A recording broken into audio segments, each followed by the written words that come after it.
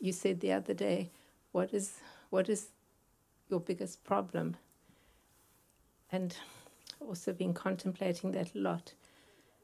And my biggest problem is my person, the personal identity, the egoic identity.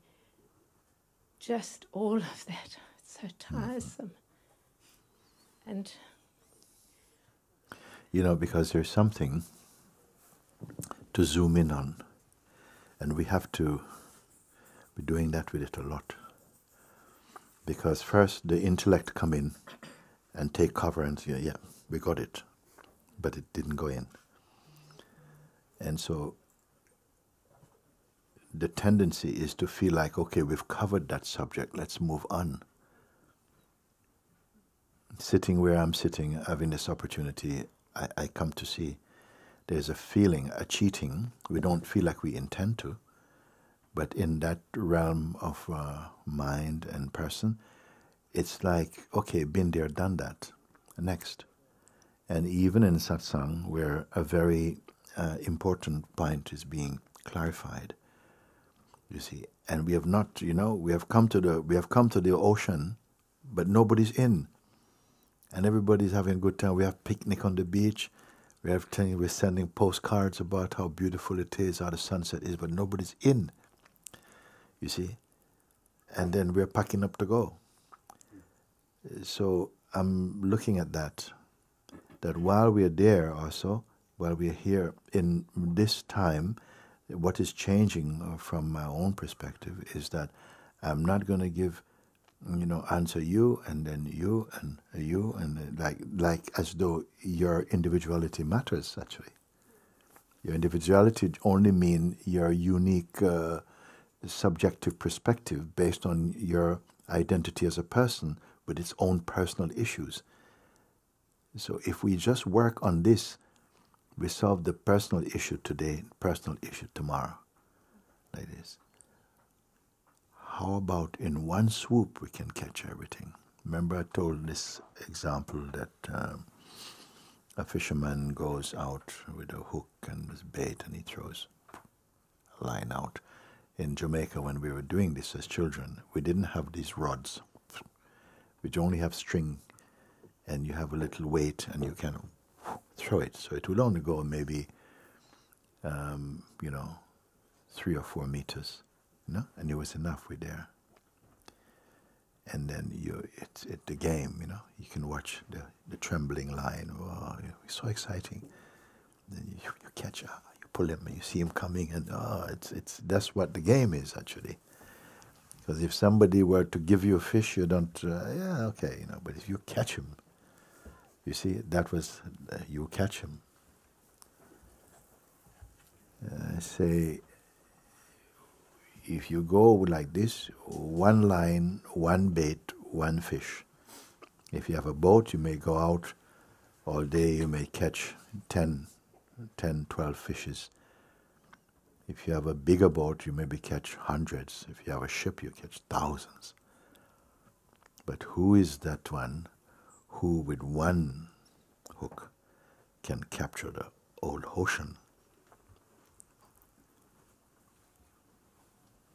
And what is this ocean? What is that hook? Who is that fisherman? I say, the one who comes to satsang. What is this ocean? To resolve the whole ocean of samsara, to understand your place in it. There is no samsara without you and your mind, the mind.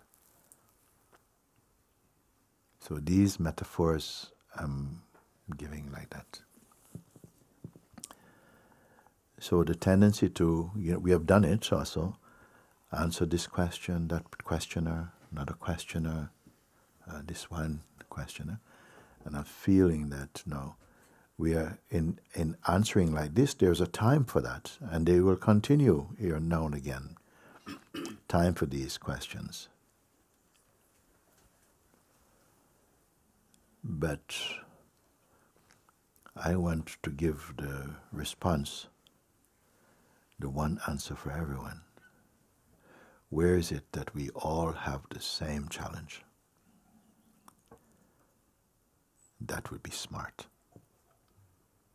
Where is it that each one, however diverse on the surface or unique your situations, circumstances, your challenges or problems might appear, at the root it's one thing. Who has caught that, you see? That is just one thing. The more you individuate and you feel, oh yeah, but you know, what's my having this trouble with my family, and they don't agree that about this path I'm taking, and I should be back in university, whatever it is, okay? What would be the point? What would be that question, that opportunity to catch everyone?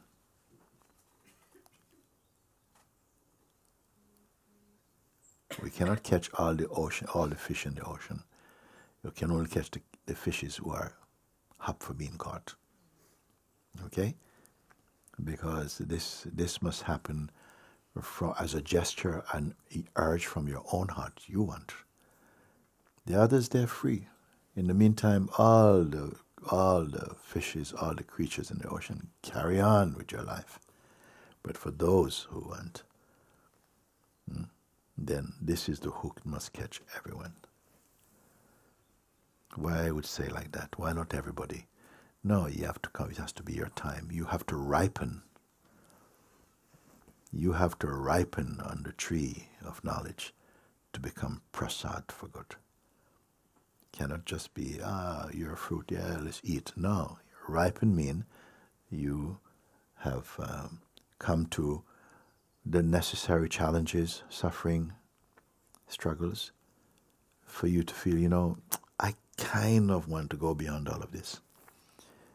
Whereas there are beings who still have aspirations in the ocean of samsara. No? What are you to do? Tell them, no, you shouldn't. No, they have to. Just like you had to go through your own sieving through to find out what is it that that really most matters for me. Because so many problems we have had, so many we have solved, they don't go away. More ones come. Is it possible to go to such a solution that takes care of all of this? And the problems are only an appetizer, you know. It's not, oh, I want to solve all my problems. What is the cause of problem? This question must come. Then, I mean, if you keep solving, more ones come. Then more ones come. Are we just fascinated with the possibility of finding solutions, but keep going on? Or is it that we're tired of this road? No. There must be something we're not getting. We keep finding ourselves back just a little bit further on the journey. What is it that you want? Has anybody come to that level of introspection where you feel, you know what, even I'm speaking now, is basic things. Because I would like to, I hope it's right for me to feel that everybody knows the whole point of coming here. I don't have to tell you. I may say, listen, aim higher. Aim higher. Okay. Little coffee time.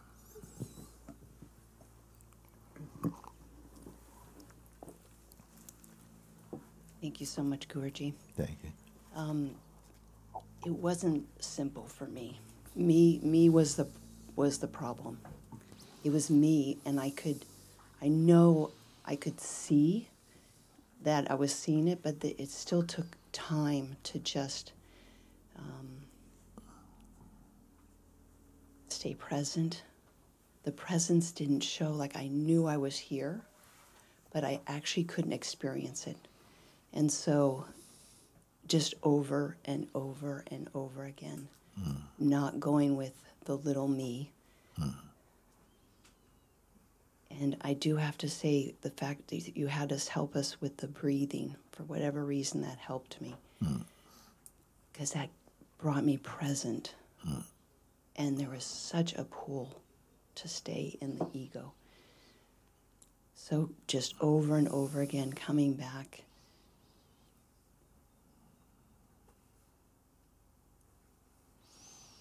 Yes, I want to share something. You just say more.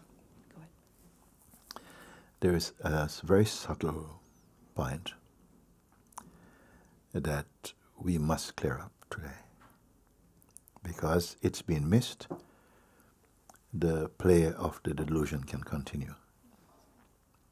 Marie just said, no, I see that, it's the me, the person is the problem. Okay?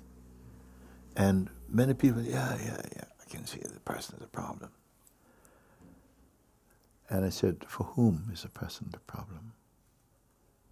Don't answer. Let it go in, the question. For whom is the person the problem? First, we had the feeling that the person has a lot of problems. Maybe even create a problem.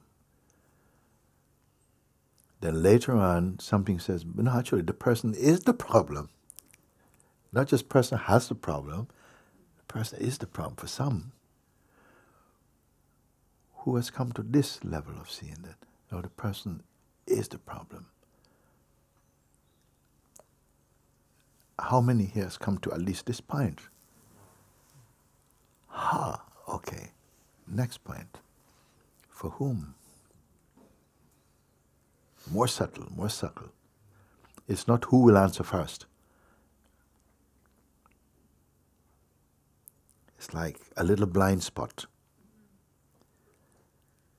Unquestioned. But you had to come to here first to see actually all problems are personal. There are no impersonal problems. Swallow, swallow. Take that for a moment. We're not in a hurry. I have a cup of coffee to drink.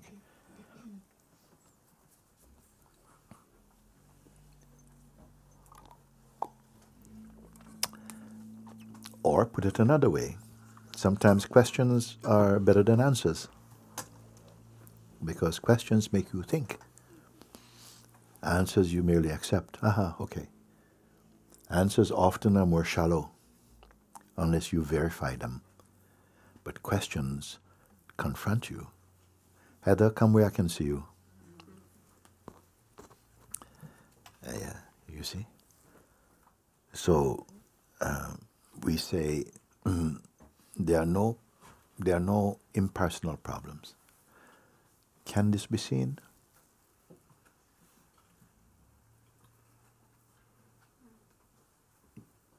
Because so far we have been moving on, you see. But the food is not chewed and not fully swallowed.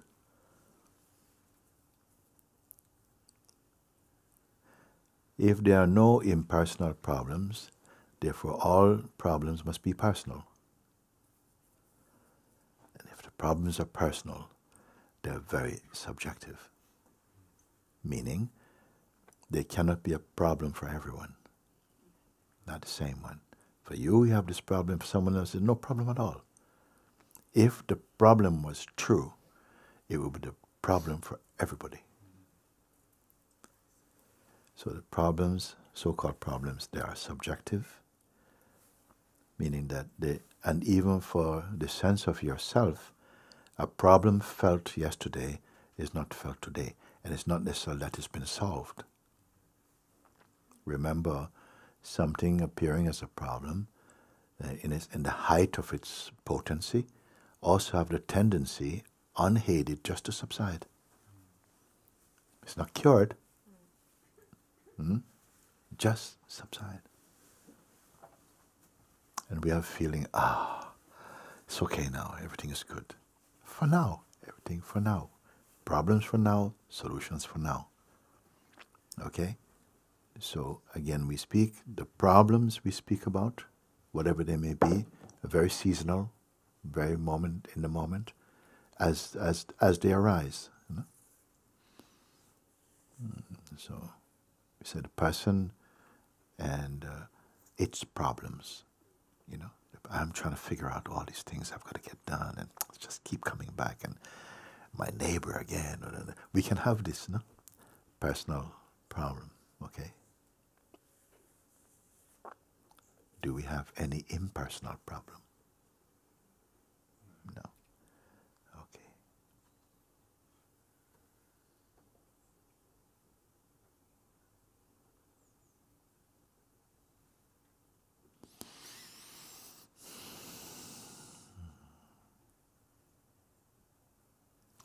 Then we came with being in satsang. I say you ought to come to a place where you realize, but the person is the problem. Because all the problems are coming out of the person and for the person. They say, the person is the problem. Yes. And then when there's person, there's always problem.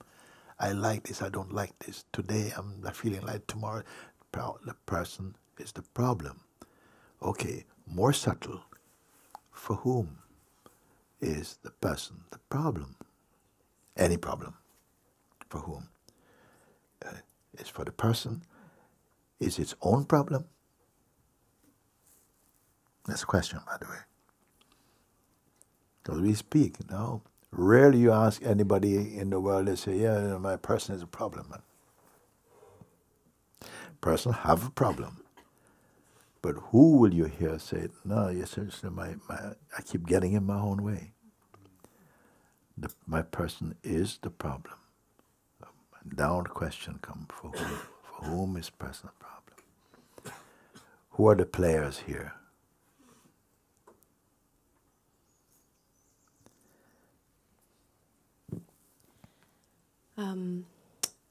Because when you ask this question, it's almost as if there's like a, something wants to go into a bit of a haze. Mm-hmm. And it seems like there is some kind of seeking identity, which is maybe a more clean version of a person. Mm-hmm. But that in itself is still being a step out of the beingness.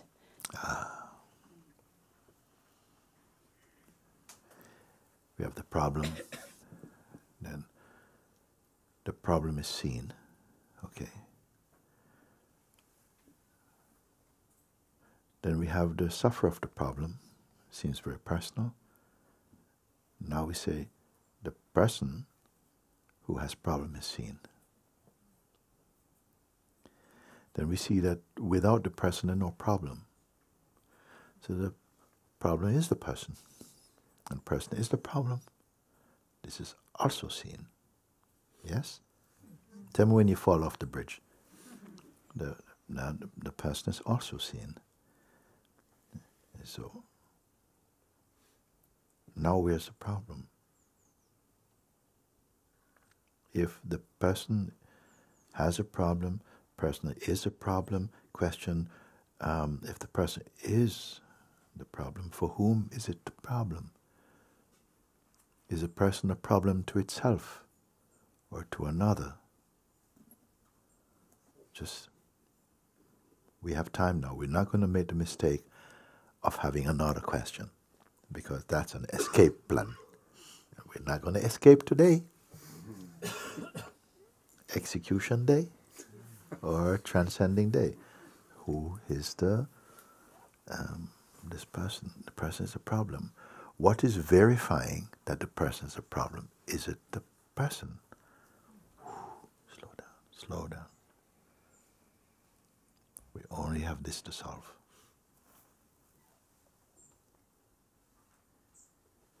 Whose discovery is this?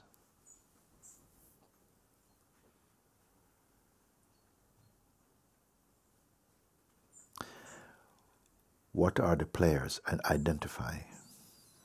Can there be a problem without someone to suffer it? No. So the problem is not the problem. A problem is not self-employed.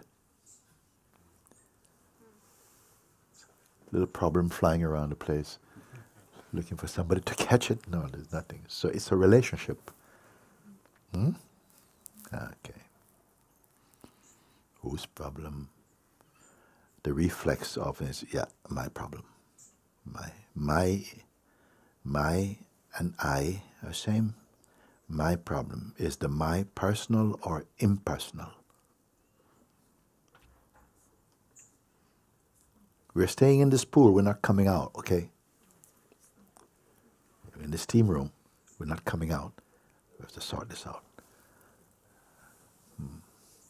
The problem, we say it's, there are no impersonal problems.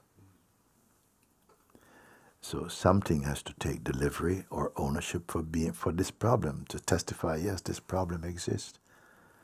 For whom is the one? For me. And this me is what? Personal or impersonal? But obviously personal, okay? So if the one suffering the problem is personal, would that not imply or indicate that the person is also phenomenal?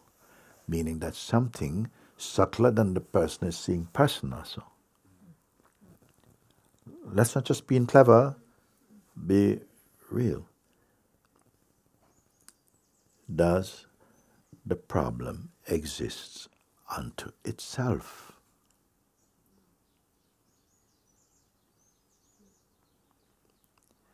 Or does it point to a relationship?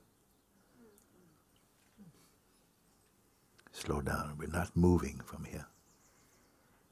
Can you say that again? Yes, it's good. I love that. Can I say it again? Why? Because it's very difficult to hold him. It's like it's already. Oh. When you're zooming in on something like this, it's like suddenly, oh, we all blurred and we're in the where are we? Yeah. A problem indicates there must be somebody suffering. Can there be a problem? Nobody suffering.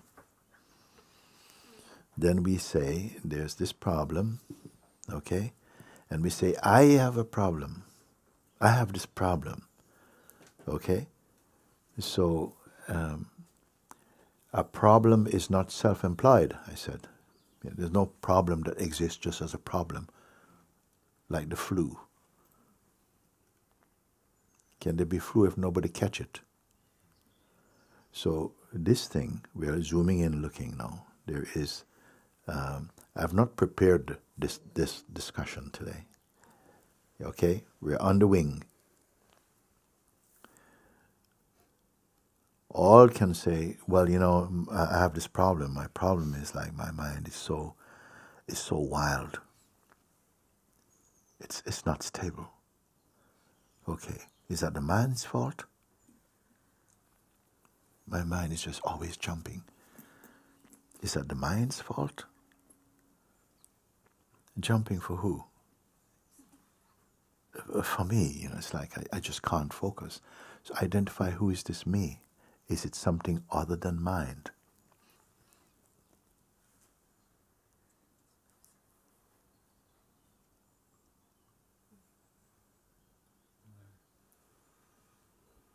Is the one who is suffering the mind outside of the mind? Just slow down. Don't give answers you have merely read.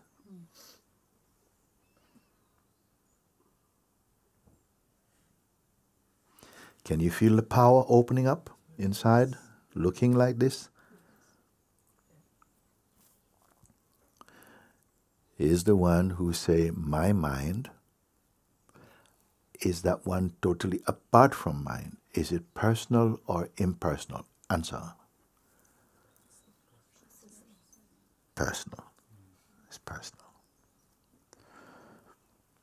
And it is unique in the sense that the one who says it's personal is personal to me.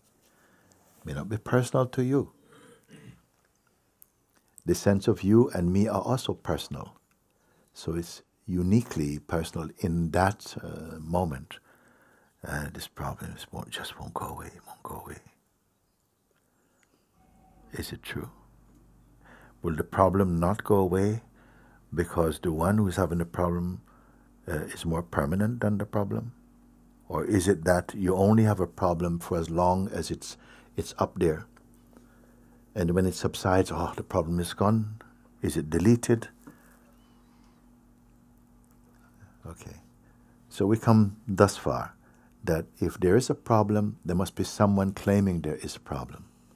Is the one claiming that there is a problem independent of the problem? Is it personal or impersonal? Please slow down. Is it personal or impersonal? If it is personal, it is also a mode of mind.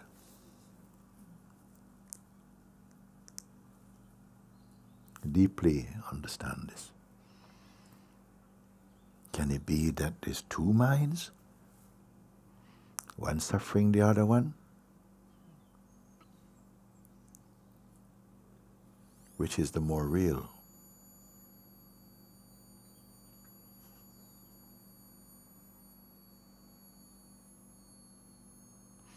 That which says, remember I said, the problem and the sufferer of the problem are like two sides of one coin. But of course, nobody talks about it, and so secretly, though the head might be going, ha ha, inside it's going, no, no, no. I am different because I have other problems than this one.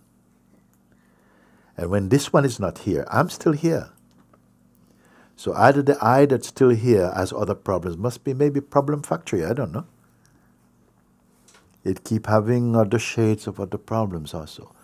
So it feels like, yeah, I solved that problem. Have you solved you?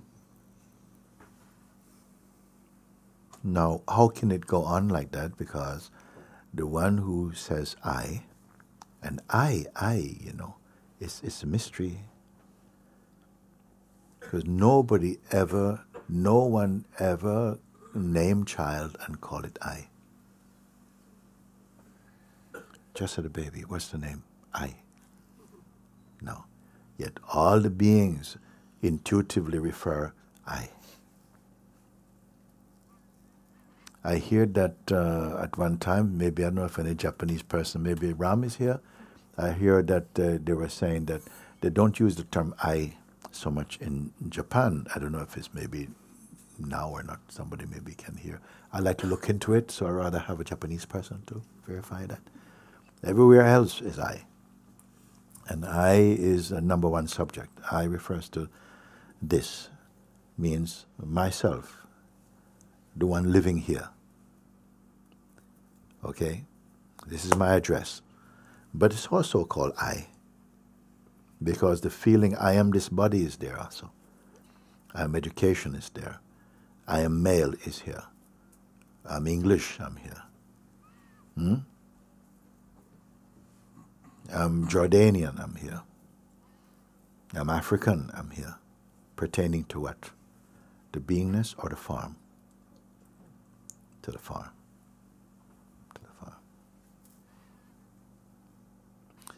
Something more subtle is aware of the form and the associations of form. Something more subtle. Okay? All the forms are in time. Mind, problems, situation, identity, classifications are all aspects of mind, mode of mind.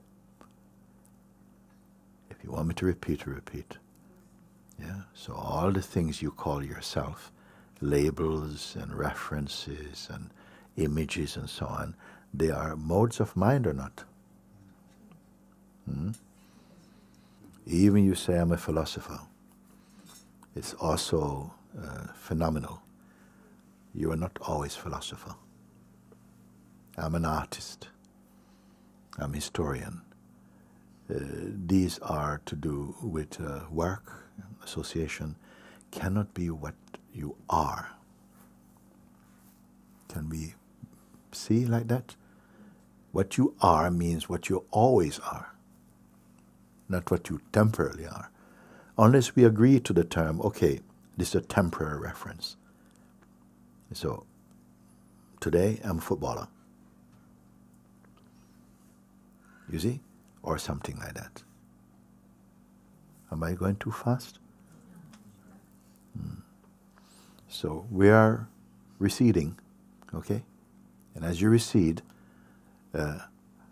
take take nothing with you, no garment. And here I mean the garment of concepts also. Anything to do with the mind is going to be concept, meaning that take it or leave it. Grasp it and own it, but it cannot be eternal. It's a mode of mind. It's not stable. Nothing in the mind is stable. Emotions are not stable. Feelings are not stable. Situations and circumstances are not stable. Identity is not stable.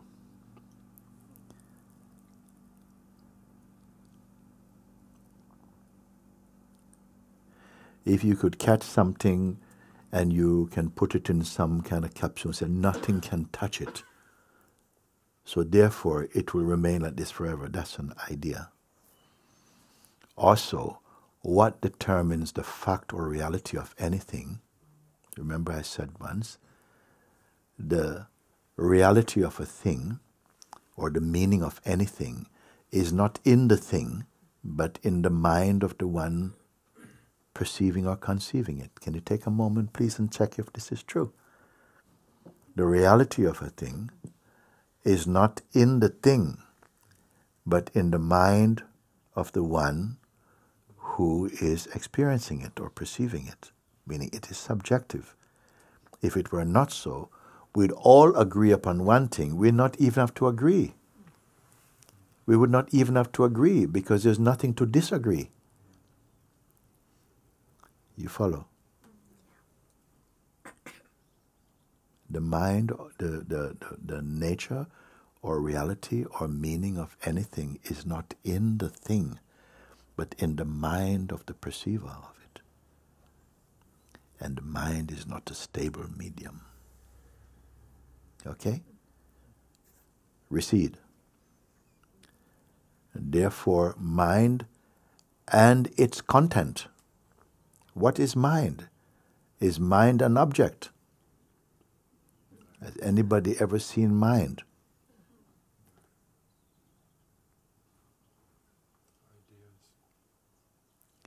Ideas, flowing, thoughts.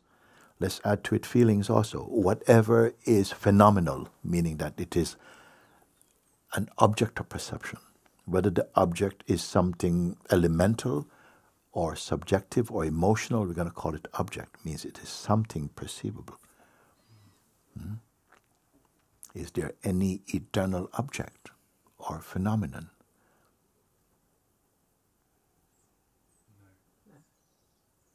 Take a moment.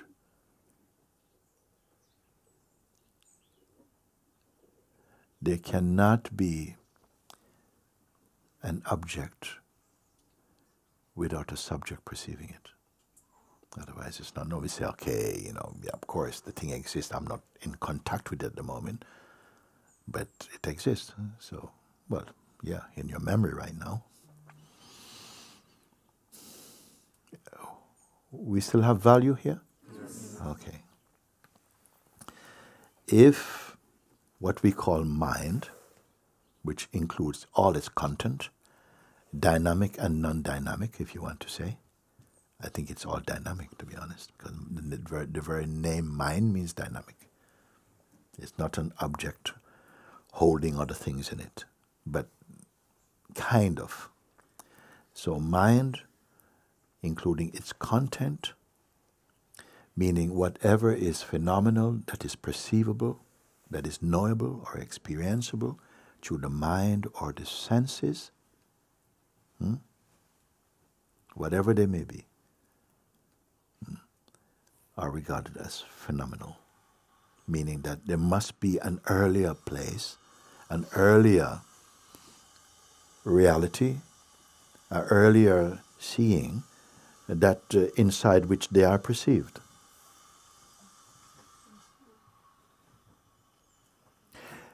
Remember, I also say that even some things are so subtle that there are no names for them. There are no photographs for them. Yet they appear in some way in the subtle space of your being and are perceived. That's called phenomena. Can you see?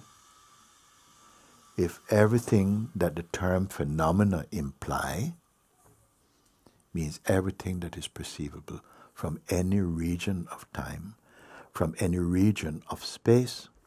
So let's say time and space itself are phenomenal. If they are phenomenal, what is the perceiver of time, space, and the content of them? Does that exist?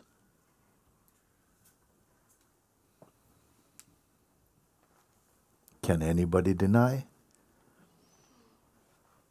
There are subtle things that come up in the consciousness that you are not able to bring into conversation and talk about them. They're so subtle, maybe momentary. But even their momentariness is perceived. Their indescribableness is also perceived. What is perceiving them? Them meaning time, space, mind, senses, phenomena, imagination, are perceivable. That which is perceiving these, can this itself be perceived? And by perceive meaning that it would also have to be phenomenal. It would also denote subject-object also. Listen, don't go to your head right now. We've passed that land, okay? That is only object or perception. Whatever is going on floating, I don't know where we are going. It's all mind. Never mind the mind, no. It's as though all of that would seem like it's auditioning for your attention. Look, log in. Logging in is also phenomenal. An action or reaction or interactions are all phenomenal from my point of speaking now. Can anybody refute? Even the sense of knowingness, even the function of perceiving is a phenomenal manifestation. Can you see? Is this just abstract, mental, philosophical, or actual? Actual, okay. If these are now admitted that all this, whatever, in whatever region of time, past, present, future, whatever manifests, including the sense of past, present, future, are phenomenal and are perceivable, that which perceived them looks like what? Can that which perceived them or causes them to be perceived, can that be identified or perceived? Every human being, this question applies to you. Maybe not yet.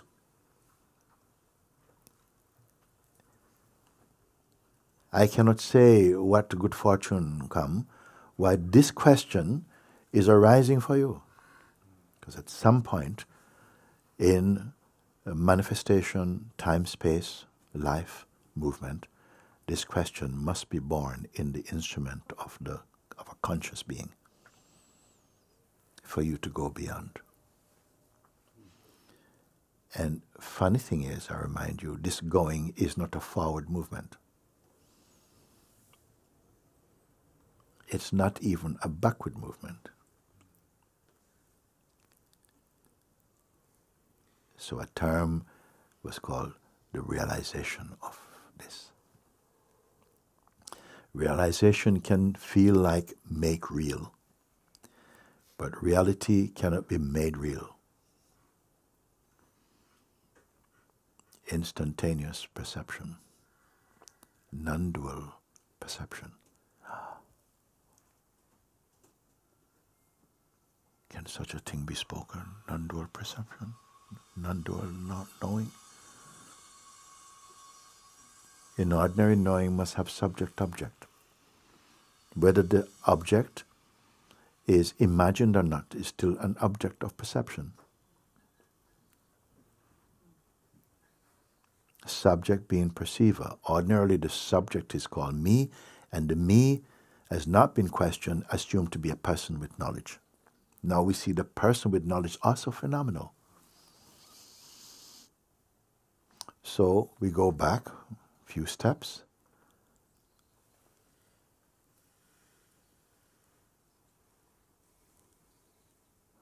That which is having a problem, again, phenomenal or non-phenomenal?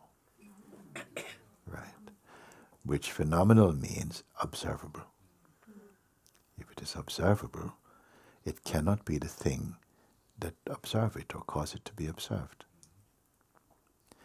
That which causes all things to be perceived or observed, can it be observed? And if so, by what?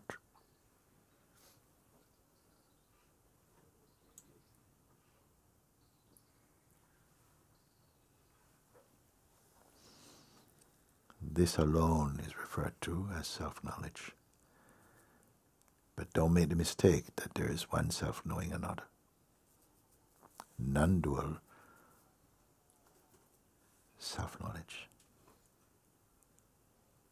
The realization of that which is beyond time-space calculation, beyond phenomenality, beyond time, beyond all that is perceivable through the mind.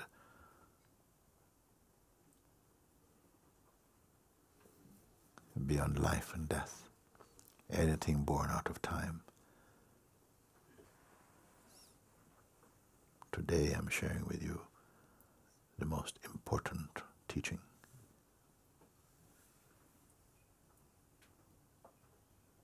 But it doesn't mean you got it. Now your attention has to marinate. What is marinate? Whatever you see through the mind or the senses appear in front of you as phenomena. You can say in front, you can say within. Because front is in relation to another object, which has front and side and back and inside and outside. That which perceives inside, outside, up, down, here and there, is located where?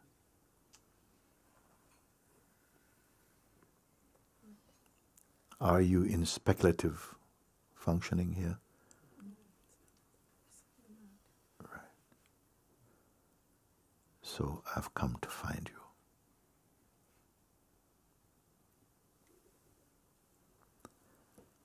What is your eternal form?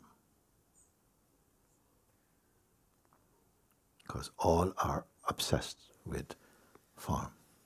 A form of knowledge, form of feeling, form of relationship, form of time, form of aspiration. All belong to the field of the phenomenal, the apparent, the changeful. What is capable of witnessing the changeful even in its subtlest manifestation?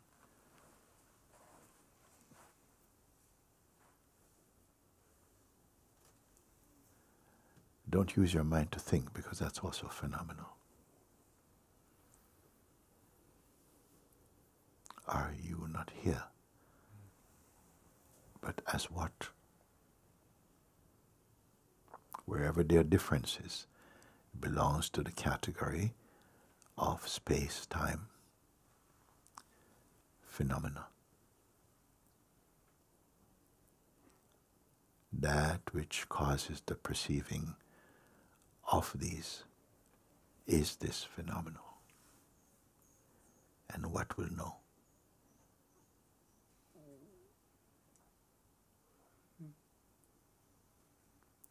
And if your mind or the sense of person is trying to escape that, that is also phenomenal.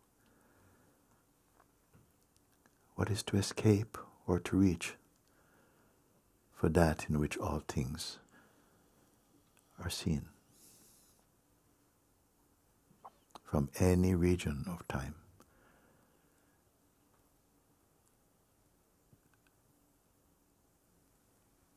Let's leave the planet. Let's go as far up. Regions beyond which human beings have been. Go. Whatever you find here, can it exist outside your field of perception?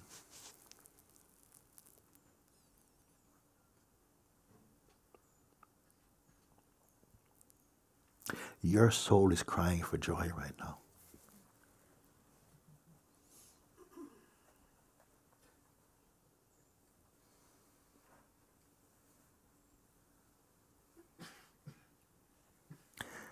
But you don't even know.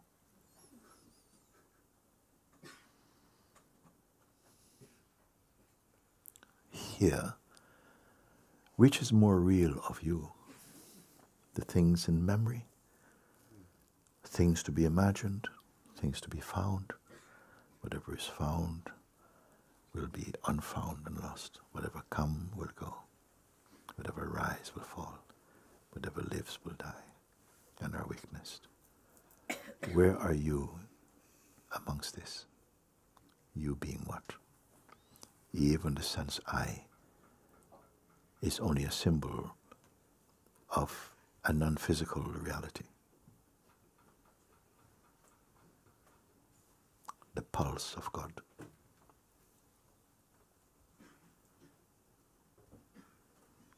Pulse is also phenomenal.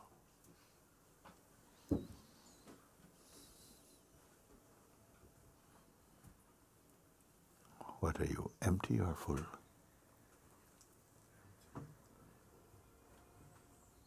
How much empty? How much can we measure your emptiness? Is emptiness something you have?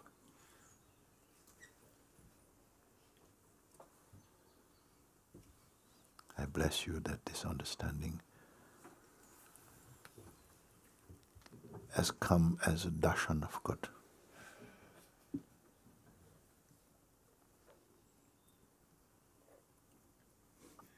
You don't have to discuss this, because your discussion of this is also phenomenal.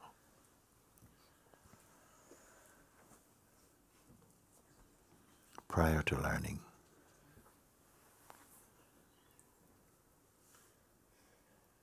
the source and cause of the functioning of perception, the cause of experiencing,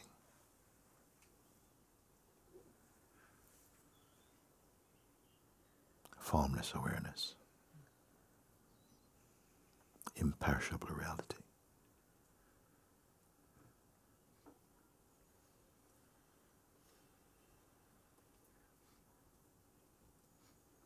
You're that in which even silence is perceived and heard,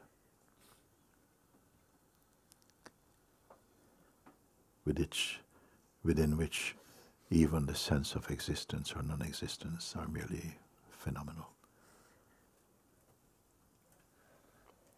Am I asking you to believe this?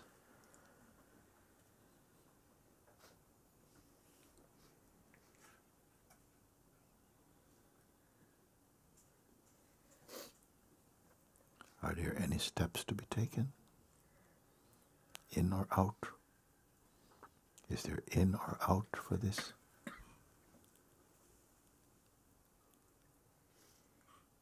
What is your shape?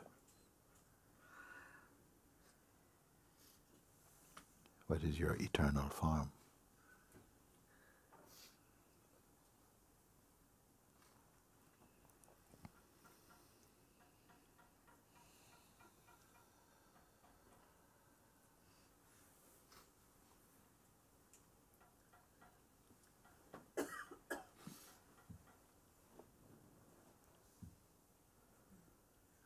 Where will you go to cover yourself? Where is your fig leaf?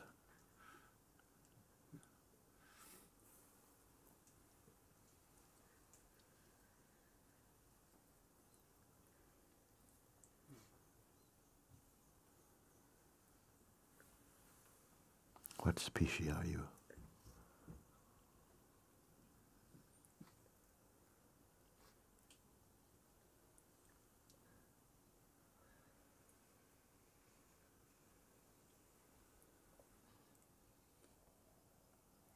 by the grace of God, such contemplations are coming.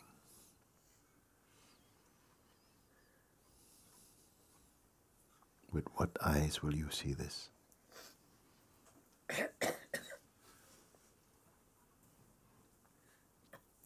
What is the value of memory to this?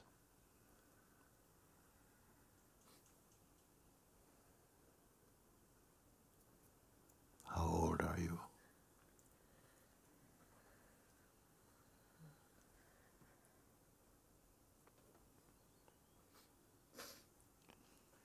Will this exist because you believe in it?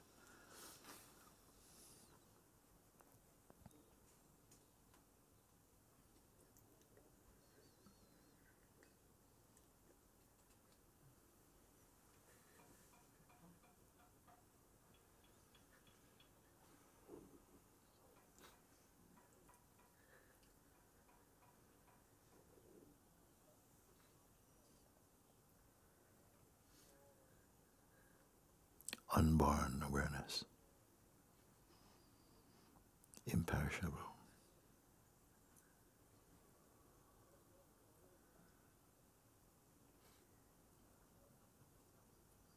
Yeah, let your mind run. Throw this away now. See if you can. You being what?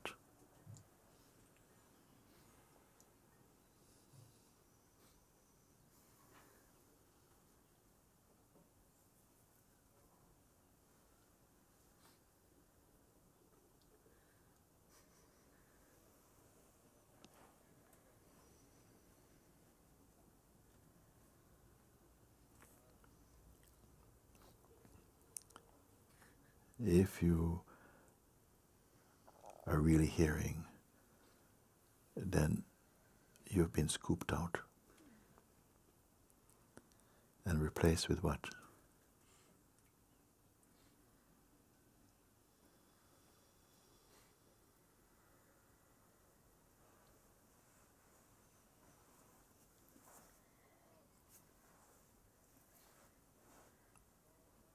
Don't worry. Take back your whole idea. Frame your self-image.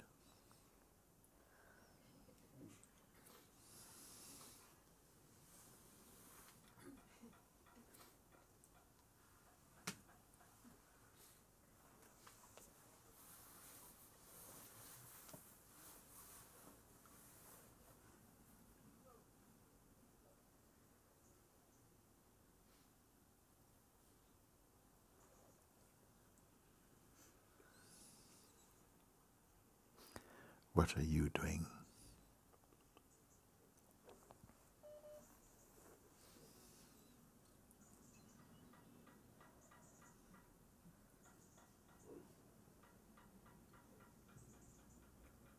Prior to the birth of this world?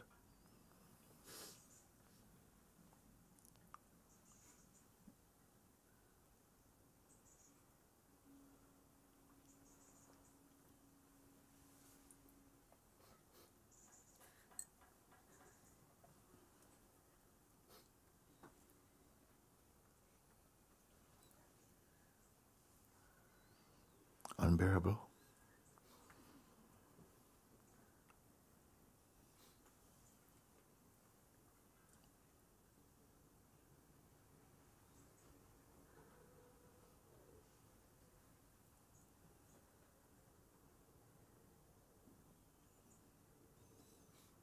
Are you inside or outside of what?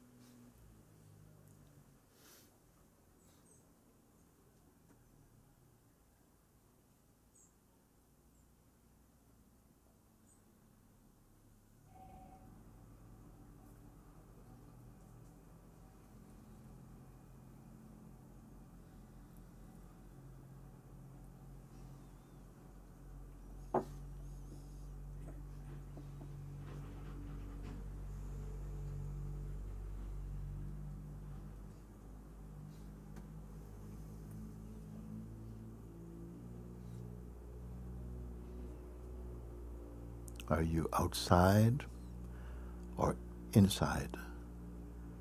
And of what?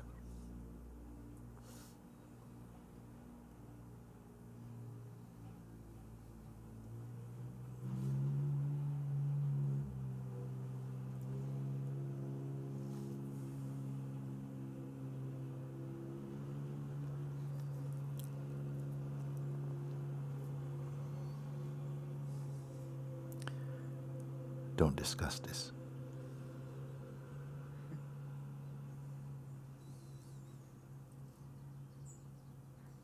Don't try and talk with anybody about this.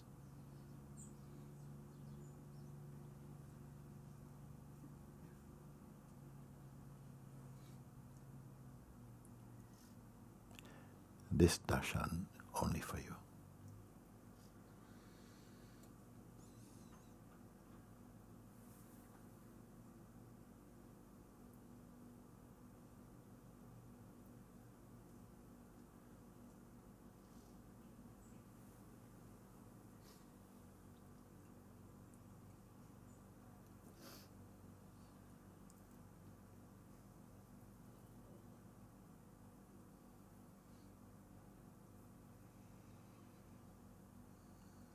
What is time for you?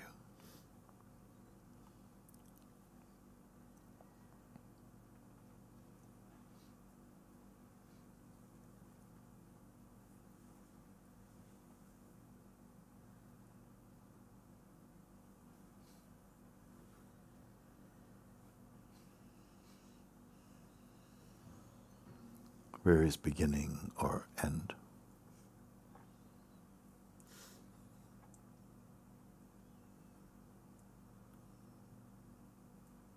With what shape are you listening to this?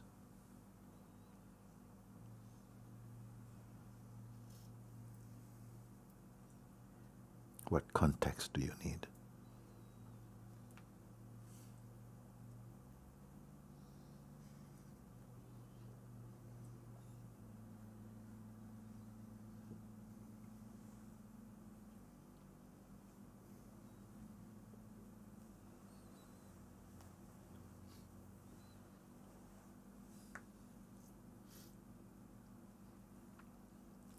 So my encouragement and advice is to get inside your inner sleeping bag, zip yourself in, and marinate in this grace.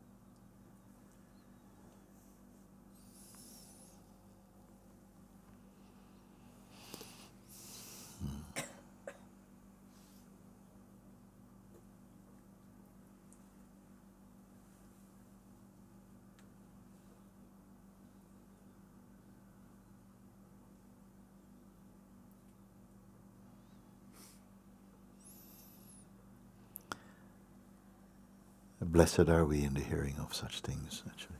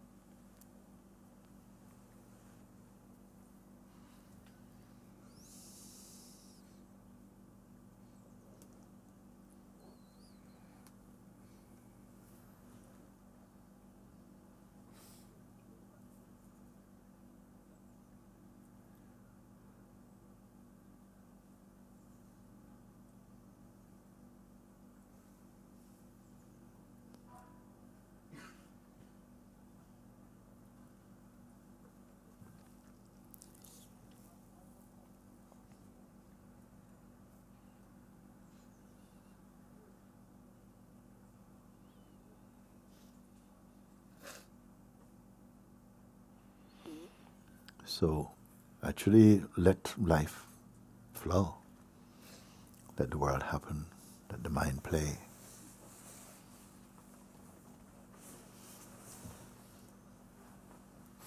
Just be this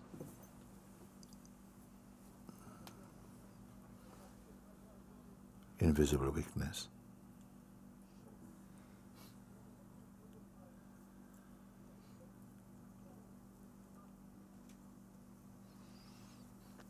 Let this body do its play. Come and go, do.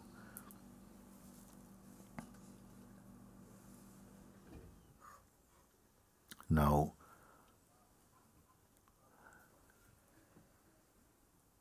your mind has been reinstated in its original place, where mind and being are one.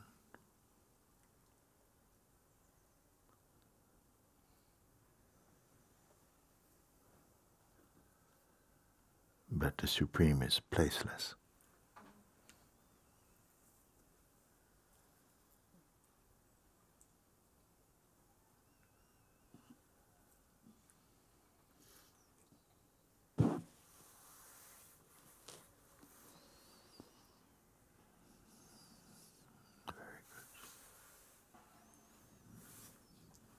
All praises to the Most High.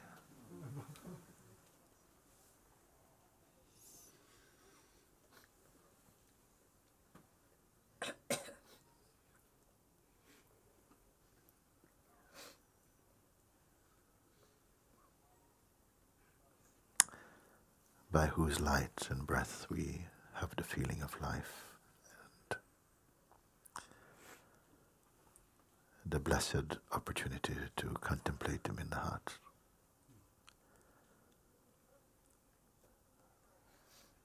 Om. Alhamdulillah. Hallelujah. Amen.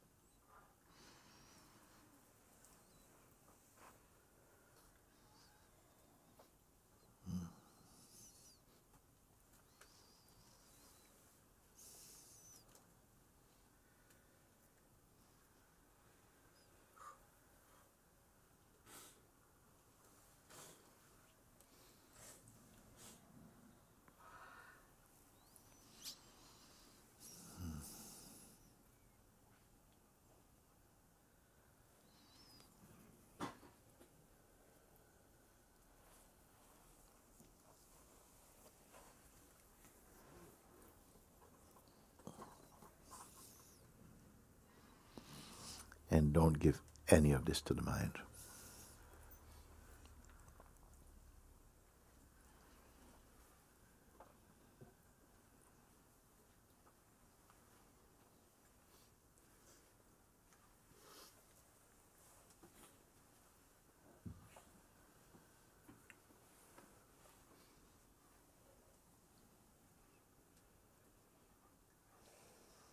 Which also means don't try and give this to any person.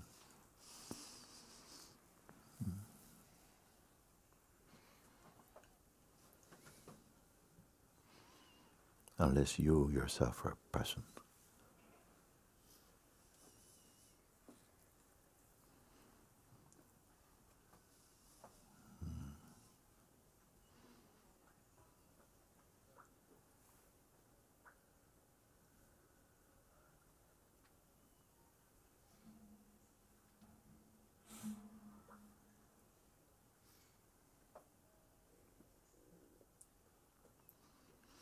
And abide in this, as this.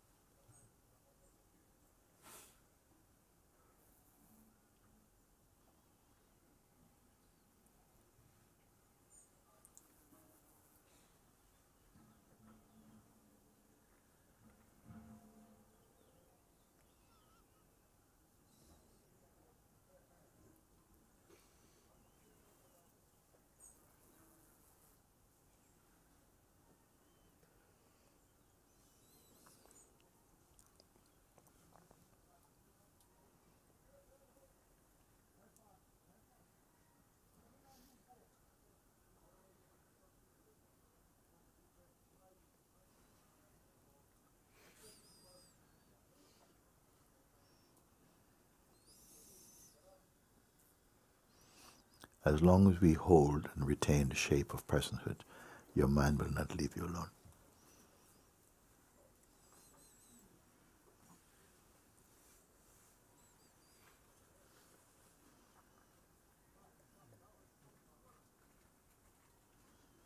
Multiple choice.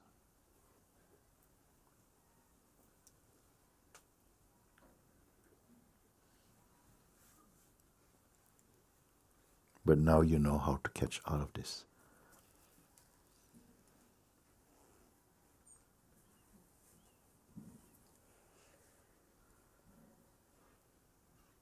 Don't mind.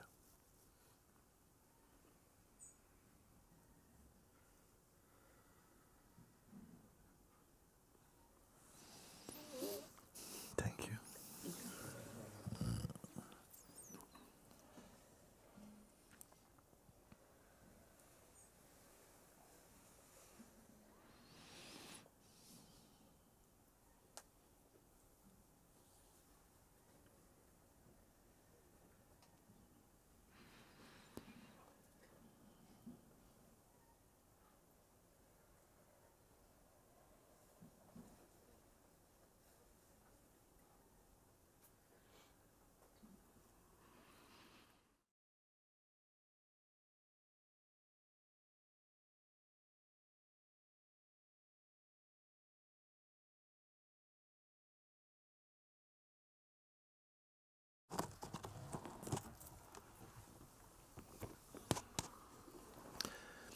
There's a tendency sometimes for in the mind feeling, wow, that was good. You understand? And you relegate it to another incident, another experience. What's next? But you have been shown all things, in whatever form they take, they're only the dance of phenomenon.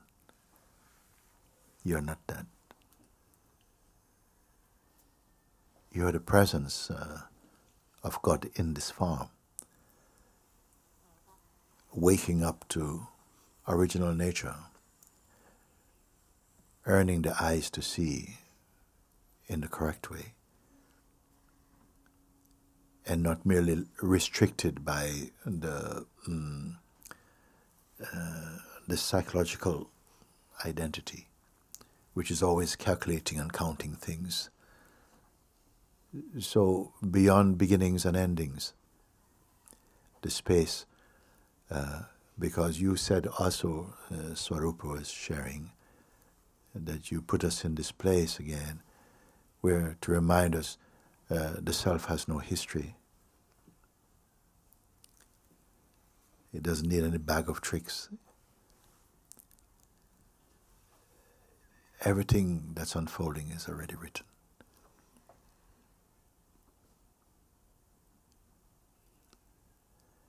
When we are strongly identified with the phenomenal person, we think, oh, this, okay, it works like this and that for a while. But I'm very happy with today's satsang, because just in the space of applied understanding and seeing that, oh, it's not going into some kitty, it's not going into some box of knowledge. It's just just polishing the mirror of consciousness. You're here, you know. Still, it will take the play of time to settle more and more and to accept, because of the force of conditioning that took place in the arena of what I call the theater of consciousness, where the illusion of personhood is so strong. Even in the Sangha field, it will still behold. But I know that what is being shared and what is here in you came only because in perfect timing this come. It's not a come and go. The going is not with it. Even the coming is not with it. But the soul could receive this darshan. Is good.